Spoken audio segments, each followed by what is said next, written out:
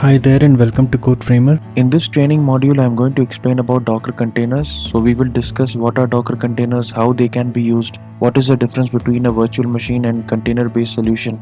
And in fact, after getting all the conceptual understanding of Docker containers, we will move towards AWS account where we will be creating an Ubuntu server over which we will install Docker, and then we will create different containers in order to perform various operations, and we will try to understand and get a hands-on experience with the Docker containers. So the first topic in this training module is Introduction to Containers or Docker container.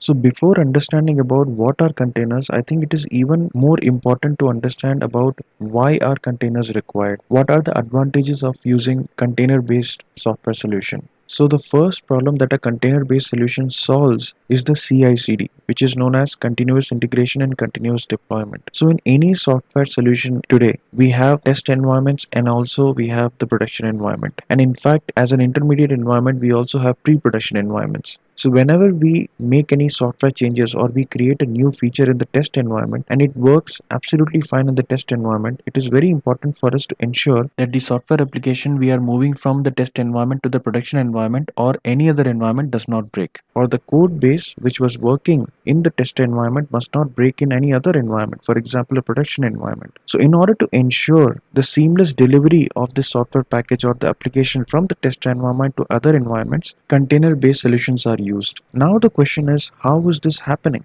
This is happening because all the dependencies which is required by the application in order to run is packaged inside the container.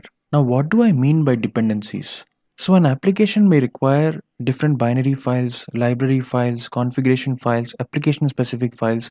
It may also require certain scripts in order to run, and also some of the applications are also dependent on other application in order to run. So these are the dependencies for this particular application to run, which is stored inside a container. So basically the container packages all these dependent files inside the container so that the application gets all the required dependencies for it to run within the container itself. This ensures that the application is completely abstracted from the underlying computing environment on which the container is created. So it means that the container will interact with the underlying computing environment in order to use its resources, but for the application to run, all the required dependencies are within the container. This is the main advantage of a container-based application. Now, having understood this, we can derive other advantages of a container-based application. So the next advantage of a Docker container is it enables efficient use of system resources or the computing environment resources. Now, as I mentioned earlier, that the application is completely abstracted from the computing environment, which means it is the container which will utilize the resources of the computing environment. Now, what do I mean by the resources? Resources means, for example, the storage devices, the network resources, or the processing units in the computing environment. So these are basically the resources which the container will use in order to make the application run. Now what it means is, if the application has a limited requirement of storage device, processing unit, and also the memory, then we can allocate the required amount of resources to the particular container, which means the main computing environment's resources can be optimized and it can be used efficiently in order to make different containers run. And also we will shortly see how these resources are segregated between different containers. For now, let us move on to the next Docker advantage. So the Docker containers enable application portability. Now what does it mean? So as I mentioned earlier, that the container stores all the required dependencies of a particular application within the container itself, which means that the application can be ported from one computing environment to another computing environment, which makes the application extremely portable. Now the next advantage is, using Docker containers, we can enable microservice architecture. Now microservices are a separate topic by itself, but in order to understand microservices in a nutshell, we can say that while designing a network architecture, we will have multiple network elements. Now, based on the services that we have, we can segregate the network elements and we can create microservices out of it. For example, a particular service requires maybe 5 network elements. Then those 5 network elements comprises a particular microservice. A microservice based architecture basically enables faster time to market. So if we have any new product or any new software or any new feature or service which we want to make live as early as possible, then microservices architecture enables faster time to market. It ensures higher availability and maintainability of the applications,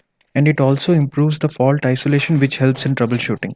So the container-based application is a fundamental requirement of a microservice-based architecture.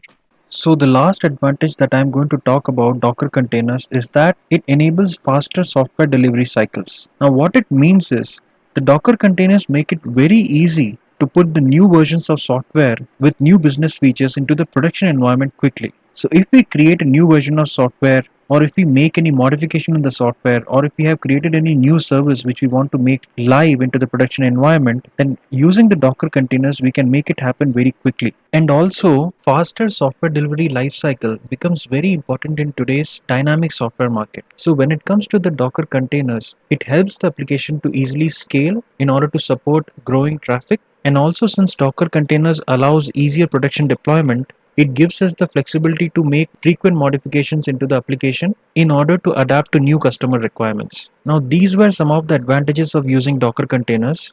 Now, having understood the advantages of using the Docker container, now let us have a look at the definition of a Docker container. So, a Docker container is a standard unit of software that packages up the source code of the application along with all its dependencies so that the application runs quickly and reliably from one computing environment to another computing environment. Now this simply means that the container encapsulates all the dependencies which is required for the application to run, and it is the container which interacts with the underlying computing environment in order to provide all the required resources for the application to run. So now, having understood what is a container and also what are the different advantages that a container provides, now let us have a look at how the container got evolved in the software industry. So as you can see that in the year 2004, we got introduced to the first public version of Solaris containers, which was also known as Zones technology, which was an implementation of operating level virtualization technology. And then in the year 2008, we got introduced to the Linux containers, which was known as LXC. And even today, if we want to containerize the Linux applications, we can use this software package. So the Linux containers, which is basically the LXC, is an operating system level virtualization method for running multiple isolated Linux systems, which are basically the containers, on a control host using a single Linux kernel. So the Linux kernel is the one which basically provides the C group functionality and also the namespace isolation. Now these are certain terms that I am just putting in front of you as of now, but we will understand this while discussing the Docker containers in depth. And then finally, in the year 2013, Solomon Heights, who is the creator of Docker software, started to work on this as an internal project within the .cloud organization. So at that point of time, the name of the organization was .cloud, and now it is known as Docker itself. After that, in the month of March in the same year 2013, Docker was released as an open source project. And today Docker has a very rich open source community which includes thousands of contributors and hundreds and thousands of forks. Forking is basically a concept where we reuse a particular container image from the Docker Hub public repository to our local repository. We will also see how it's done during our hands-on sessions. So in the year 2016, Docker introduced the first commercial product, which was the Enterprise Edition. And after that, there was no looking back because the entire software industry started to adapt container-based applications. And in fact, according to Docker, over 3.5 million applications have been placed in containers using Docker technology, and over 37 billion containerized applications have been downloaded till date. So having understood the evolution of Docker and also containerization in general, now let us try to understand the architecture of a Docker container based software application and also see the differences between a VM based architecture and a Docker container based architecture. So in this figure, as you can see that earlier, this is how we used to deploy our applications in a monolithic architecture. So as you can see that the bottommost layer in this architecture is the infrastructure layer, and it is nothing but the laptop on which the application is running, or a dedicated server running in a data center, or it can be a virtual private server which is running in a cloud environment, for example an EC2 instance in an AWS account, or Heroku or DigitalOcean. These are the various cloud platforms that we have on top of which we run our applications. So basically the infrastructure layer provides all the necessary resources for the application to run. Now when it comes to resources, they are nothing but the storage devices, the network resources, IO resources, processing units, memory. So all of these comprises the resources which is provided by the infrastructure layer in order for the operating system and the applications to run. So in this case, since it is a standalone or a monolithic architecture, you can consider the infrastructure layer to be a laptop or a dedicated server running in a data center. And then on top of the infrastructure layer, we have the host operating system layer, which is nothing but the Windows operating system, Mac operating system, or it can be some distribution of a Linux operating system. And the host operating system enables the utilization of underlying resources which are available in the infrastructure layer for the application layer. And then over the host operating system layer, we have the binary and library files layer. This layer basically provides all the software libraries and the services which are required to run the application over the host operating system. So basically, you can visualize the binary and library files as the dependencies which is required by the application to run over the host operating system. And then over the binary and library files layer, we have the application layer. So this is how a standalone or a monolithic architecture looks like, where an application is hosted over a single host machine. And now let us move on to see how a virtual machine based application deployment looks like. So as you can see that in the virtual machine based application deployment architecture, the first two layers remains the same, which is the infrastructure layer and the host operating system layer. The difference comes on the third layer, which is the hypervisor layer. So in this architecture, the hypervisor plays the main part because it is the hypervisor which enables multiple virtual machines to run over a single host operating system. And also using hypervisor, we can monitor the virtual machines and also we can create and operate the virtual machines. So basically a hypervisor can be known as a virtual machine monitor or a VMM, which is nothing but a software that creates and runs virtual machines over host operating system. So a hypervisor basically allows one host computer to support multiple guest virtual machines by virtually sharing its resources such as memory and processing. So basically these resources are provided by the infrastructure layer, and individually these resources are allocated to different virtual machines with the help of the hypervisor. So specific resources are allocated to the specific virtual machines based on the requirement. So as you can see in this figure that we have three virtual machines deployed over a single hypervisor, and each virtual machine is having its own instance of guest operating system. So if you notice carefully that we already have a host operating system which is running over the infrastructure layer, but apart from that, each virtual machine also has its own instance of the operating system running. And over the operating system, it has the binary and library files layer and the application layer. So the virtual machines which are running over the hypervisor are nothing but a self-contained computer in itself, which is packed inside a single unit. And as I mentioned earlier, that using the hypervisor, we can create, operate, and monitor the virtual machines. And basically, there are two types of hypervisors. One is type 1 and other is type 2. The type 1 hypervisor is the one which has a direct link with the infrastructure layer. For example, the Hyper-V for the Windows operating system, and we have the HyperKit for the Mac OS operating system. And then we have the type 2 hypervisor, which basically runs as an application in the operating system or the host operating system. For example, a VirtualBox and a VMware. So using the type 2 hypervisors like VMbox, we can create VM instances and also we can host our applications. So having understood both these architectures, which is the standalone or monolithic architecture and also a virtual machine based application deployment architecture, we will shortly discuss the drawbacks that these two architectures had so that we understand the advantages of using container based application deployment architecture. But before doing that, let us first have a look and understand the Docker container based application deployment architecture. So as you can see in this figure that the first two layer remains the same, which is the infrastructure layer and the host operating system layer. And now the difference comes in the third layer, which is the Docker engine layer. So instead of a hypervisor, now we are using a Docker engine layer, and it is using the Docker engine we can create and delete multiple Docker containers. And also it enables sharing of the resources which is provided by the infrastructure layer across the different Docker containers. And also the Docker engine is responsible for enabling and ensuring the complete isolation of a particular Docker container from other Docker containers. And in order to understand these isolations, we will have to understand the various processes that are running over the operating system. We will also have to understand the concepts of C group and also the namespaces, which we will discuss in the upcoming slides. But for now, to understand the Docker engine in a nutshell, you can remember that it is the Docker engine which enables creation of Docker containers and deletion of Docker containers, and also it enables and ensures the isolation between the Docker containers, and also it helps in sharing the resources provided by the infrastructure layer across the different Docker containers. So as you can see that the main difference between a virtual machine based architecture and a Docker container based architecture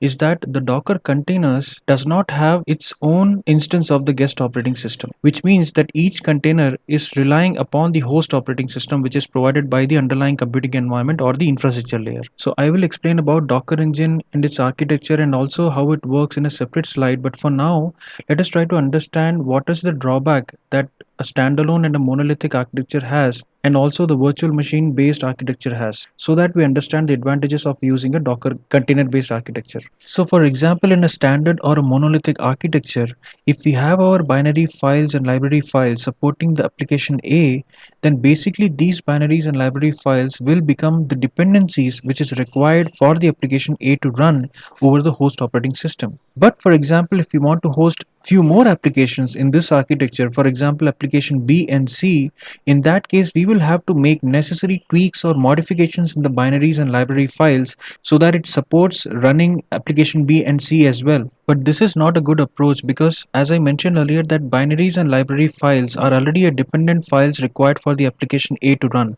So if we make any modifications or tweaks in the binaries and libraries, then it may fail the application A to run and it may bring the application A down. So which means that we have a clear limitation here that we can host only a single application when it comes to a monolithic or a standard architecture. So this limitation was solved by a virtual machine based architecture where we could host multiple virtual machines over a single hypervisor, and each virtual machine can host its own applications, which means that in a single host machine we could host multiple applications using different virtual machines. But this approach has its own drawback because each virtual machine had to be installed with a guest operating system. And as you know, that operating system itself consumes a lot of resource in order to run, and having multiple instances of the same operating system, it leads to wastage of resources provided by the infrastructure layer, for example the storage space, memory and the processing power, because each application uses its own operating system's kernel in order to run all its processes. And this is the main reason that a virtual machine based application deployment is also known as a heavyweight deployment. And this is where the Docker container based application deployment comes in, because it solves the problem of having to run multiple guest operating system over a single host operating system by introducing the Docker engine. So basically the Docker engine enables the utilization of the host operating system's kernel across all the Docker containers. So for example, here you can see that we have three containers, which is Docker container 1, Docker container 2 and Docker container 3. So all these three containers will use the host operating system's kernel functionality. But in contrary, if you see in the virtual machine based architecture, we had to install separate operating systems in each virtual machine, and using which each applications which were hosted in each virtual machine uses its own operating system's kernel. But in the case of Docker container based solution application, the Docker engine enables the use of the host operating system's kernel commonly across all the Docker containers. So which means that there is only one kernel which runs all the Docker containers which is hosted over a particular operating system. And this is the main reason why the Docker container based application deployment architecture is also known as a lightweight deployment architecture. This is also one of the main advantage of using Docker container based application deployment. So now, having understood about the application deployment architecture and also the differences between the standard or a monolithic architecture, a virtual machine based architecture and also a Docker container based architecture, now it's the right time to dig a little deeper into the Docker engine and see how it works. So this particular figure shows the components of a Docker engine. So as you can see that there are three main components. One is the Docker CLI, which acts as a client. Then we have the Docker daemon, which acts as a server. And then in order to establish communication between the client and the server, we have the REST API. So which clearly shows that a Docker engine runs on the principle of client and server architecture,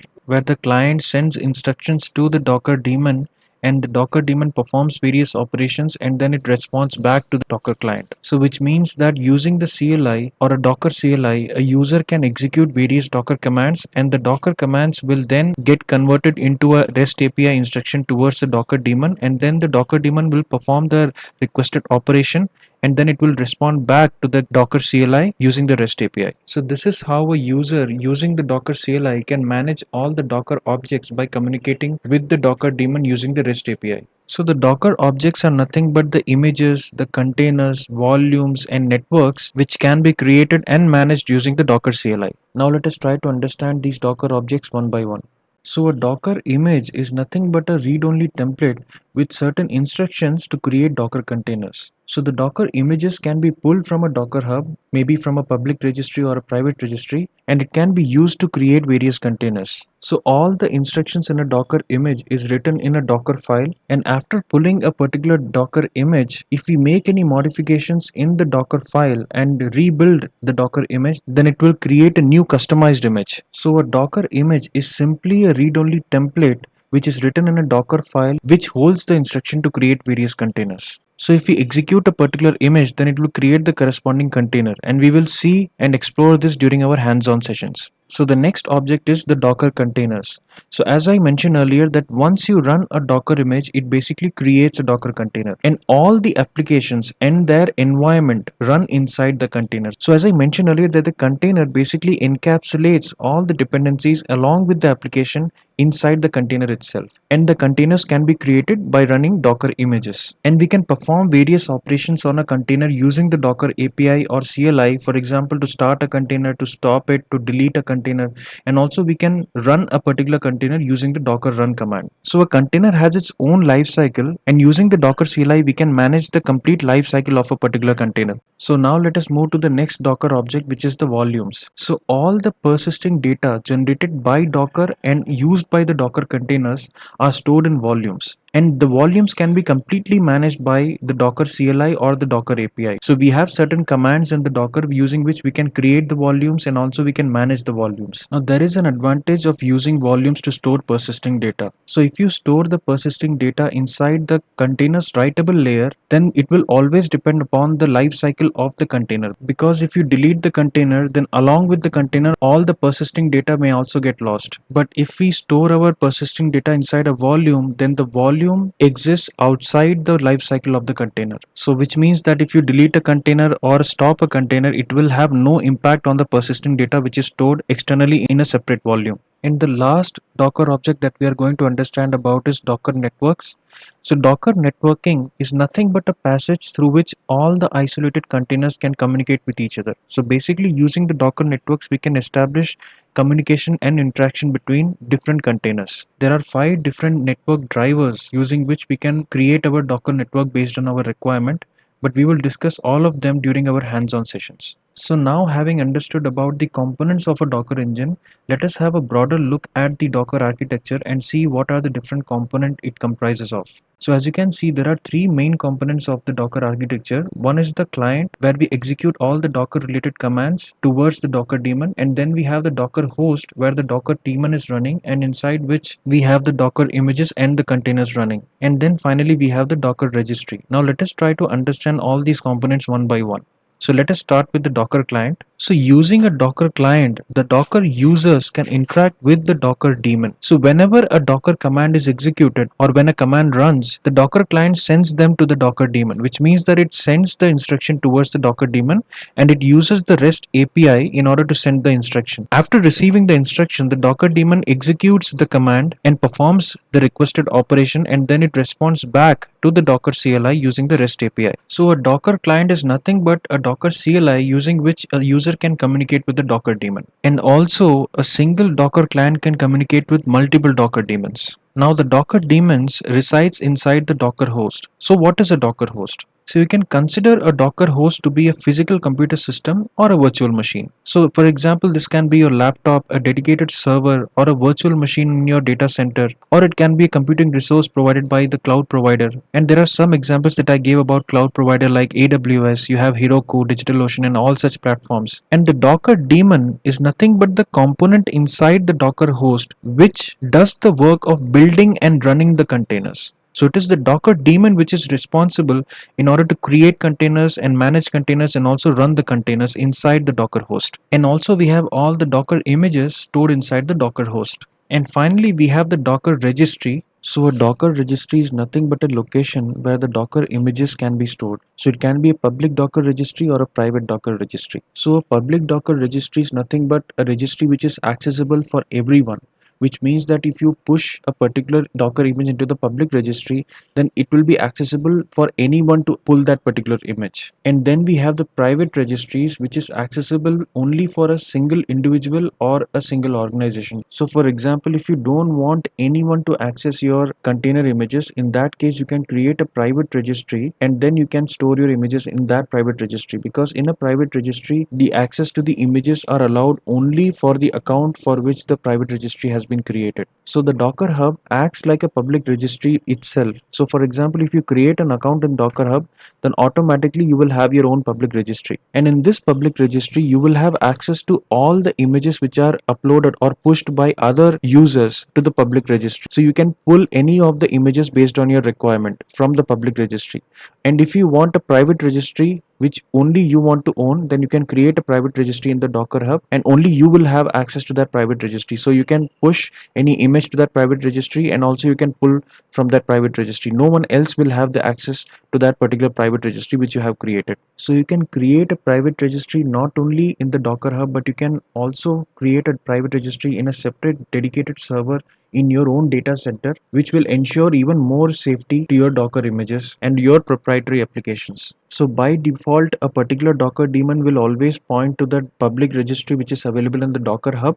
But if you want to point your Docker daemon towards a private registry, then you can do the corresponding configuration by executing Docker command. And we will see that command during our hands-on sessions. So now, having understood the components of a Docker architecture and also about how a Docker engine works, now let us try to understand how a Docker engine runs over a Linux operating system and how Docker engine provides the isolation for different containers by using the C group and the namespaces provided by the underlying operating system's kernel. But before understanding about the C group and the namespace functionality provided by the Linux kernel, it is even more important to understand how different processes are running in a Linux operating system. So if you look at Linux operating system in general, then you can segregate it in two aspects. One is its file system and another is its processes. So all forms of data, like for example the operating system data, application data, or any other kind of data is stored in the form of files in a Linux operating system. And secondly, all the tasks and events are running in the form of processes in the Linux system. So basically the Linux kernel treats all the tasks and events as a process. So you must be remembering one of the most used command in Linux operating system, that is the ps-ef. So this command basically shows us all the running processes in the Linux system along with its corresponding process IDs. So the question is, why is it important to know about this right now?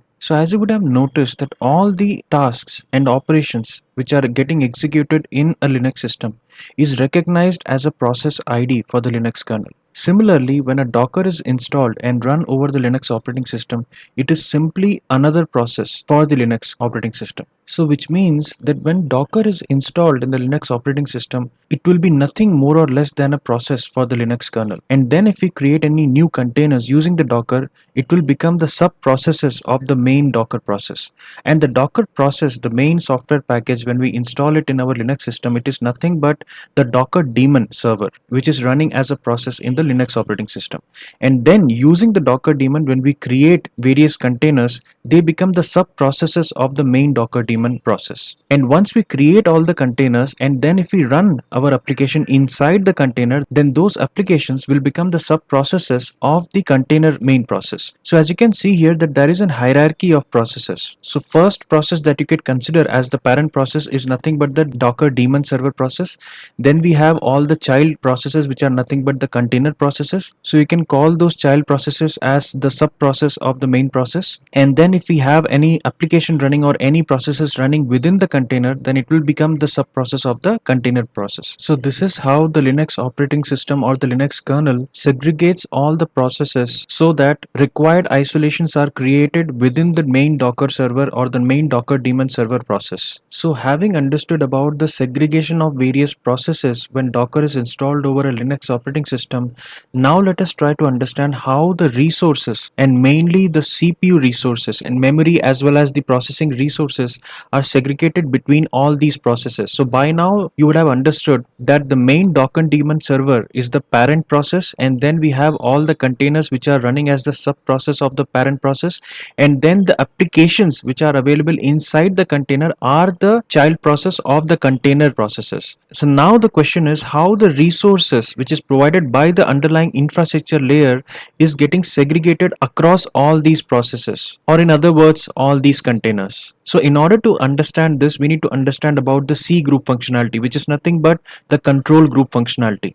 So basically this functionality is provided by the underlying Linux kernel. Please remember that this is not coming with the Docker package that we are installing, but it is already available as part of a functionality or a feature in the Linux kernel itself. So it is available in the Linux operating system itself. But when it comes to Docker, we are using this functionality of the underlying Linux kernel, and we are segregating the resources provided by the underlying infrastructure layer across different containers. So as you can see in this figure that different C groups are allocated to different containers. Now these C groups will provide the required resources for the containers to run. So since the C groups are used to provide the required resources, now the question is what are those resources using which a particular C group can be created. So there are 5 resources which are provided by the infrastructure layer based on which the C groups are created, and they are first the CPU, which is nothing but the processing units, second the memory, network bandwidth, disk space, and the priority. So these are the resources based on which the C groups are created. But for our understanding, let us take the example of creating C groups based on the CPU and the memory. So as you can see in this figure that we have two resources, CPU and the memory, based on which different control groups are created. And also we have all the processes which are shared across these control groups. Now what are those control groups? They are group 1 and group 2. So as you can see that we have process 101 and 102 part of control group 1 in the CPU and also in the memory. Similarly, we have process 103 being part of group 2 both in CPU and the memory. Now what this means is the process 101 and 102 is running over the CPU and the memory resources which are specifically allocated for control group 1.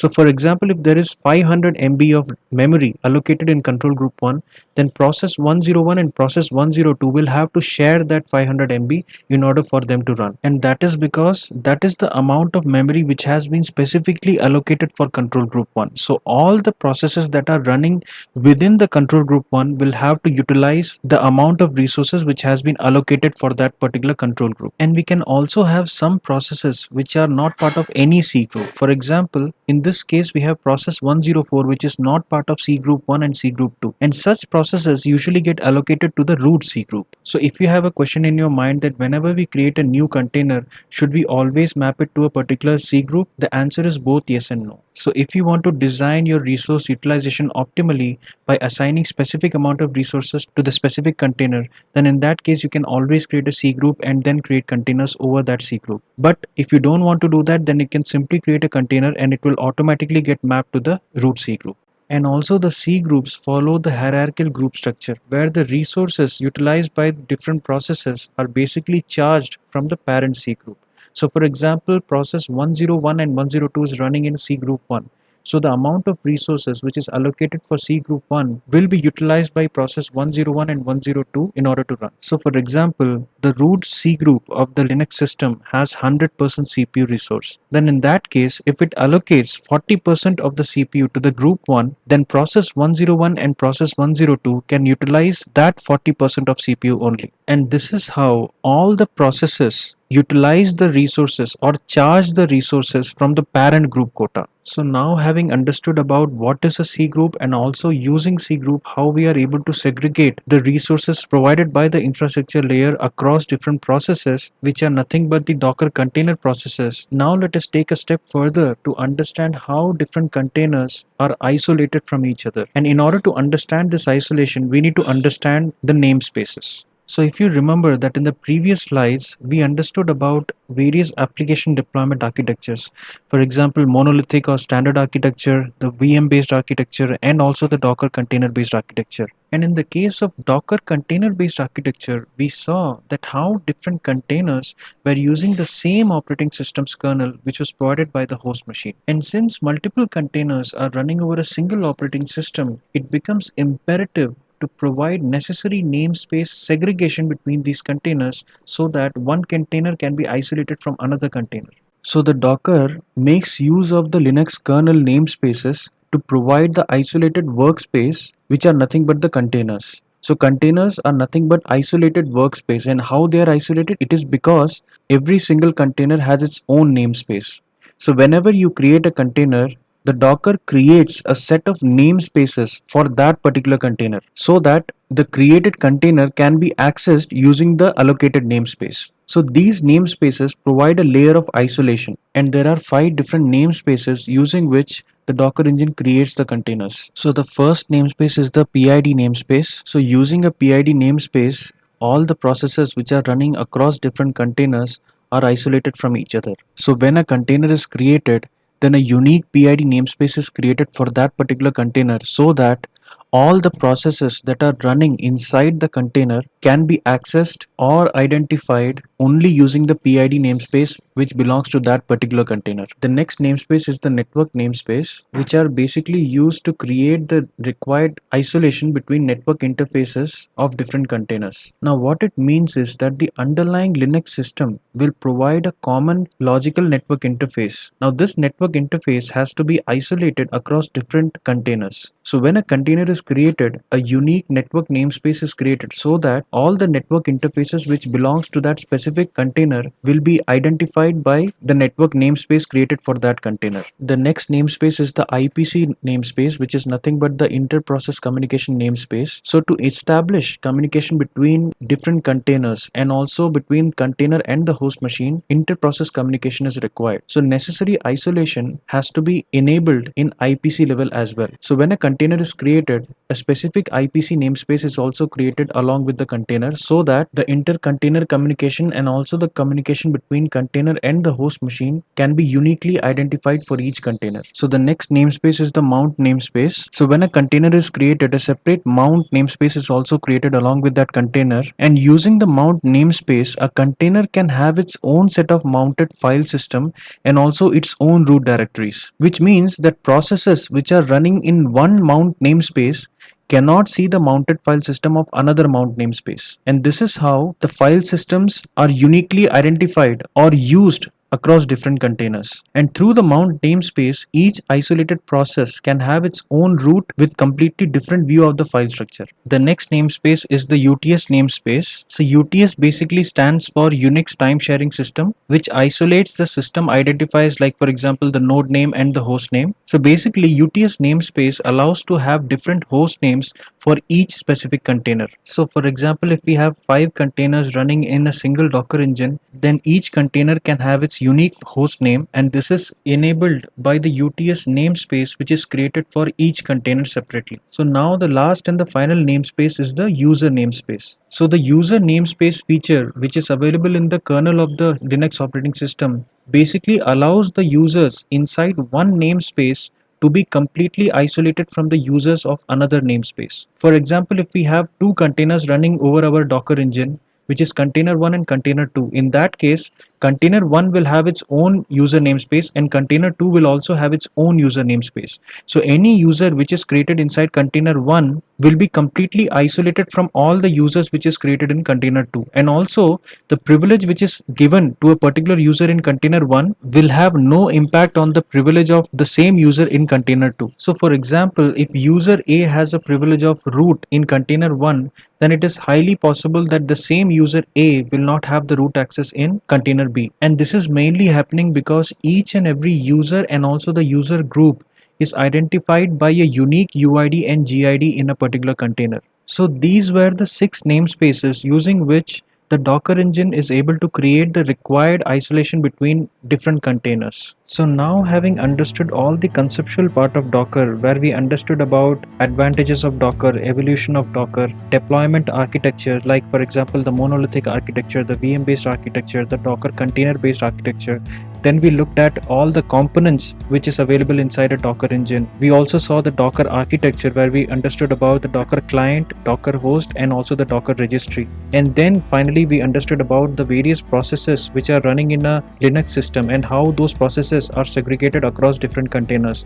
Then we understood about the resource segregation using the CGroup functionality, which is available in the Linux kernel. And finally, we also understood about the namespaces. So here I will conclude the first part of this training, which is the conceptual understanding of Docker. Now the next part will be a hands-on session where I will be creating an Ubuntu server in the AWS account, and then we will install Docker and create containers. If you like this video, then hit that like button, share it with other code lovers, and also subscribe to CodeFramer for more videos. Thank you and see you next time.